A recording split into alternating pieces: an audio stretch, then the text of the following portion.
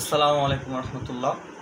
আজকে আপনাদের সামনে আমি তিনটা বিষয় নিয়ে কথা বলবো এবং তিনটা বিষয় নিয়ে কথা বলা দরকার বলে এই জন্য আপনাদের সামনে কথা বলতে চাই। প্রথম বিষয় হচ্ছে জগন্নাথের ভিসি নিয়োগ, দ্বিতীয় বিষয় হচ্ছে কল্পনা চাকমা এবং ওমর ফারুক রহমতুল্লাহ আলাইহি, তৃতীয় বিষয় হচ্ছে ভারতের হচ্ছে যেই এই ধর্ষণ হয়েছে মমিতা, সেই তিনটা টপিক নিয়ে। এখন সর্বপ্রথম আসে হচ্ছে জগন্নাথের ভিসি নিয়োগ।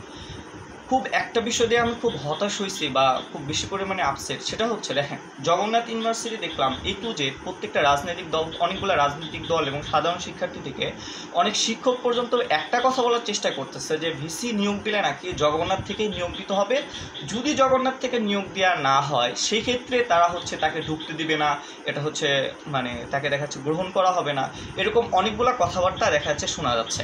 কিন্তু আমার কথা হচ্ছে যে এই যে জগন্নাথ থেকে যে আমরা ভিসি চাচ্ছি এটার আসলে যৌক্তিকতা কী বা কতটুকু যুক্তিগত কারণ থাকতে পারে সেটাও আমাদের দেখা দরকার। প্রথম কথা হচ্ছে হঠাৎ করে এমন কি একদম মহামারী মানে একটা বড় কিছু হয়ে গেছে, আমাদের শিক্ষকরা আমাদেরকে এমন একটা কিছু করে ফেলছে যার কারণে আমাদেরকে মনে হইতে পারে যে না জগন্নাথ থেকেই ভিসি নিয়োগ দিতে হবে।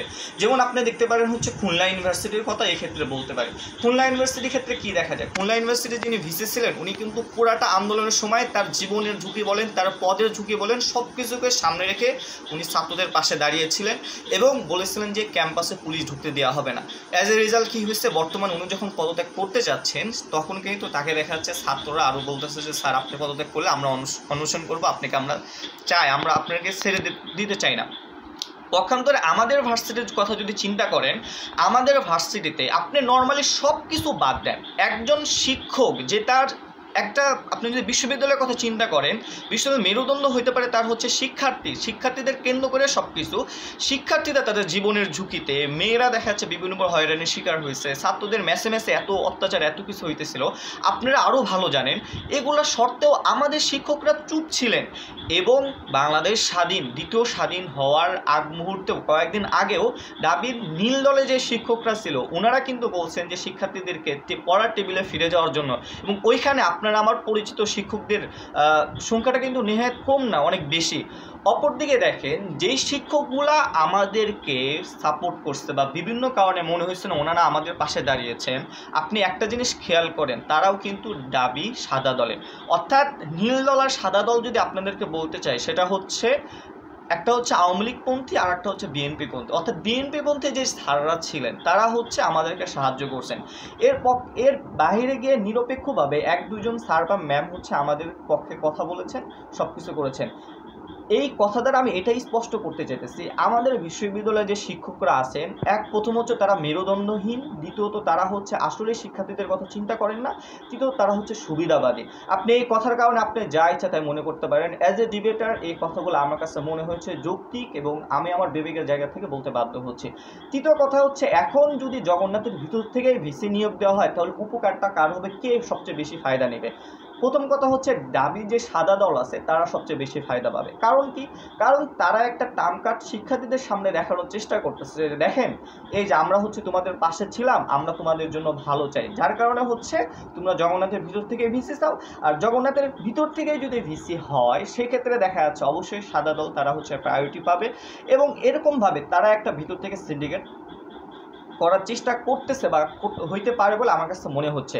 তৃতীয় কথা হচ্ছে যদি জগন্নাথের ভিতর থেকে ভিসি হয় তাহলে যেই শিক্ষক মহল অনেক কথা বলার চেষ্টা করতেছে, অনেক সমাবেশ করতেছে জগন্নাথ থেকে ভিসি হোক, তারা দেখা যাচ্ছে এটা সুবিধা সবচেয়ে বেশি পাবে। অ্যাজ এ রেজাল্ট শিক্ষার্থীদের সুবিধার অর্থে না, অর্থাৎ আমাদের শিক্ষকদের সুবিধার্থে তারা ভিতর থেকে ভিসি চাইতেছেন। এখন শিক্ষার্থীরা দেখা যাচ্ছে ভিতর থেকে চাইতেছেন, এটা হইতে পারে অনেকে দেখা যাচ্ছে যেহেতু রাজনৈতিক অনেকগুলো মার্কেস এখানে আছে, বিশ্ববিদ্যালয় অনেকগুলো রাজনৈতিক সংগঠন আছে, তাদেরও রাজনৈতিক এক একটা ফায়দা আছে এবং অনেকগুলো আমাদের বিশ্ববিদ্যালয়ের যে পেজগুলো আছে সেটাও দেখবেন যে অনেক সময় রাজনৈতিক দ্বারা প্রভাবিত হতে পারে। এই ক্ষেত্রে দেখা যাচ্ছে তারাও তার বাইরে না, তারাও সেই অনুযায়ী কাজ করার চেষ্টা করতেছে। অ্যাজ এ নর্মাল একদম সাধারণ শিক্ষার্থী হিসাবে আপনারা চিন্তা করেন বিষয়গুলোকে অন্যভাবে হইতে পারতো না? আপনার ভিসি দরকার, আপনি সবচেয়ে যোগ্যতা সম্পন্ন শিক্ষার্থী বান্ধব একজন ভিসি চাইতে পারতেন, যে দেখা যাচ্ছে অন্যায় করবে না, দুর্নীতি করবে না, যে দেখা যাচ্ছে শিক্ষার্থীদের কথা মাথায় রাখবে, যে দেখা যাচ্ছে জগন্নাথের জিনিসগুলো বুঝবে, তাই না? আপনি যদি সেই শিক্ষকটা নিয়োগ দিতেন তাহলে অ্যাজ এ রেজাল্ট আপনার শিক্ষার যেই প্রচার বা বিকাশ সেটাও হইতো।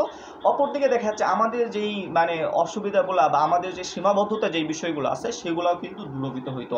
কিন্তু আপনি অপরপক্ষে দেখেন জগন্নাথ থেকে যে ভিসি হওয়ার যে কথা বলা হচ্ছে সেখানে কিন্তু খুব ভালো একদম বাংলাদেশে খুব ভালো লেভেলের একজন দেখা যাচ্ছে খুব মানে মহান কিছু করছেন এরকম কোনো একদম পরিচিত ফেস বা একদম খুব যোগ্যতা সম্পন্ন এরকম মানুষ আপনারা দেখাইতে পারবেন না। অপরদিকে আপনার বাহির থেকে যখন একজন ভিসি আনতে চাবেন, যদি আপনারা চান যে না খুব ভালো মানের ভিসি হোক, সেই ক্ষেত্রে দেখা যাচ্ছে অনেক ভালো মানের যারা দেখা যাচ্ছে বিশ্ববিদ্যালয়ের জন্য কাজ করতে পারবে সেরকম আনতে পারবে। অর্থাৎ এই ক্ষেত্রেও আমি বলবো এই বৈষম্য করে এত কিছু সেখানে আপনি জগন্নাথের ভিসি নিয়োগের ক্ষেত্রে একটা বৈষম্য বা একটা কোটা সিস্টেম চালু করতে চাচ্ছেন।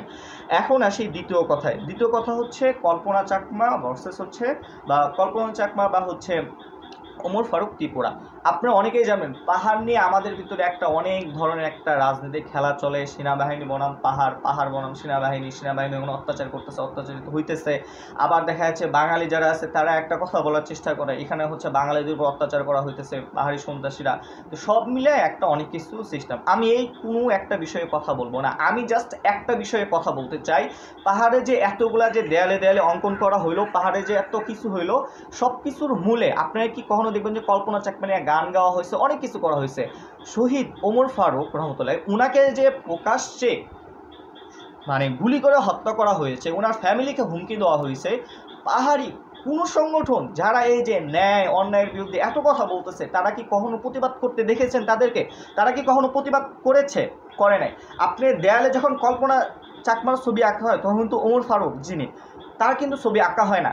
এই ক্ষেত্রে দেখা যাচ্ছে আপনার বিরুদ্ধে অবশ্যই আঙুল তুলতেই পারে যে সে যেহেতু মুসলিম অর্থাৎ ইসলাম ধর্ম গ্রহণ করেছিল সেজন্য তাকে প্রকাশ্যে হত্যা করা হলেও এখানে বামতান্ত্রিক যে রাজনৈতিক দলগুলো আছে ন্যায় অন্যায় বা যারা সবসময় সাম্যের কথা বলে তারাও দেখা যাচ্ছে এটা নিয়ে কোনো আওয়াজ তুলতেছে না। পাশাপাশি পাহাড় নিয়ে যারা অনেক বেশি পরিমাণে আলোচনা করে তারাও এই বিষয়টাকে খুব বেশি পরিমাণে এড়িয়ে চলার চেষ্টা করছেন।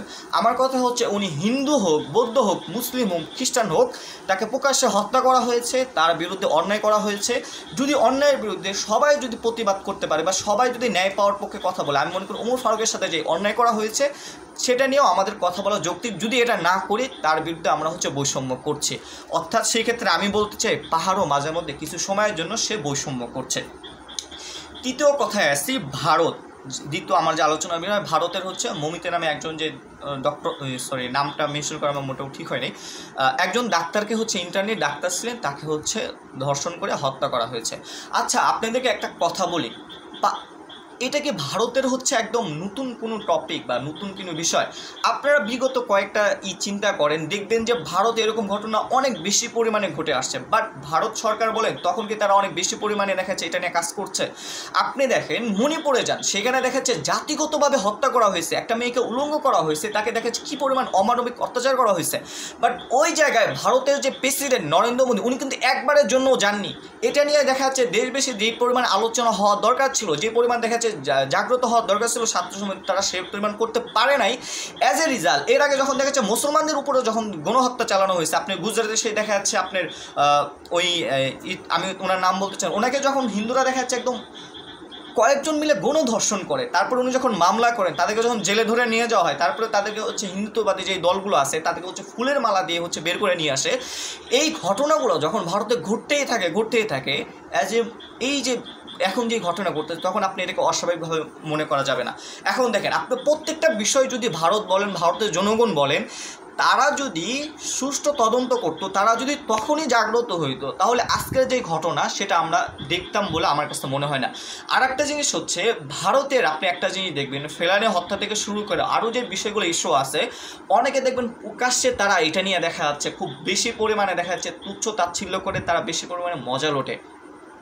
দেখি চিন্তা করতে পারছেন আপনি বাংলাদেশ অন্য যে বিষয়গুলো থাকে, এই ক্ষেত্রে আমি মনে করব বাংলাদেশ থেকে এখন যেমন ছাত্ররা আওয়াজ দিচ্ছে প্রত্যেকটা ক্ষেত্রে, আমি চাই পৃথিবীর যে প্রান্তে যেই দুর্ঘটনায় ঘটুক, যেই ধরনের অত্যাচার অবিচার হোক, সেই বিষয়ে ছাত্ররা যেন সমানভাবে কোনো বৈষম্য না করে, ধর্মের ভিত্তিতে জাতির ভিত্তিতে যেন না করে, সবার প্রতিবাদ করে, সবার পাশে গিয়ে যেন দাঁড়ায়, সেই প্রত্যাশা রেখে আমি আপাতত আজকের এই কথাগুলো শেষ করছি।